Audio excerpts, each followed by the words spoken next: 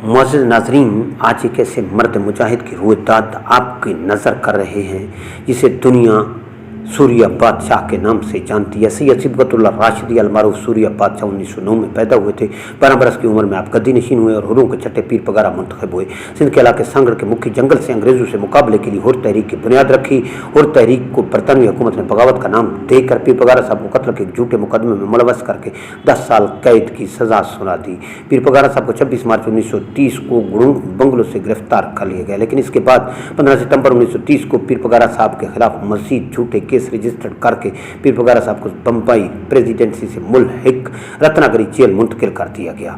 अंग्रेज सरकार पीर पगारा साहब को जेल तोड़कर आज़ाद करवा लेने के खदशे के पेश नज़र मुख्तसर अरसे बाद जेलें तब्दील कर देती। अंग्रेज सरकार ने 1936 में पीर पगारा साहब को नागपुर से जेल से रिहा किया तो पीर पगारा साहब जैसलमेर के रास्ते सक्खर पहुंचे। पूरा सिंध पीर पगारा साहब के इस्तकबाल को उमड़ आया। पीर पगारा साहब ने रिहाई के बाद सांगड़ के करीब बुड़ों के मकाम पर अपनी तहरीक का आगाज़ कफन या वतन का नारा बुलंद करते हुए किया तो अब अंग्रेज़ के लिए पीर साहब को आज़ाद छोड़ना मुश्किल ही नहीं महाल हो चुका था।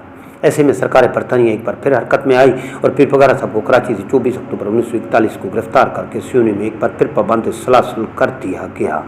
पीर सैयद सिबगतुल्लाह शाह पीर साहब पगारों की गिरफ्तारी के बावजूद अंग्रेज़ का सिंध में अमन का ख्वाब शर्मिंदा ताबीर न हो सका। सिंध में मार्शल लगाकर हुर एक्ट नाफिज करके हुर मुजाहिदीन पर अंग्रेज़ हुकूमत ने मजालिम की इंतहा कर दी। अंग्रेज़ पीर पगारा साहब को मज़ाहमत तर्क करने पर सक्खर से नवाब शाह तक की रियासत देने की पेशकश कर चुका था, मगर हज़रत सूर्या बादशाह फरमाते हैं कि मुझसे सौदेबाजी की बात करते हैं तो महसूस होता है कि मुझ में हुसैनियत खारिज हो रही है।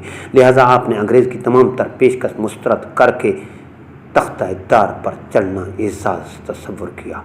अंग्रेज़ जेल सुप्रीडेंट के साथ फांसी की रात सजाए मौत के कैदी पीर पगारा साहब उसी इनहमाक और दिलचस्पी से शतरंज खेलते रहे कि बकौल अंग्रेज़ जेल सुप्रीडेंट कि इनके चेहरे से कहीं अया नहीं होता था कि इस मशाकी से शतरंज की तमाम बाजियां जीत कर जाने वाला ये शख्स चंद घंटों बाद फांसी पर झूल जाने वाला है।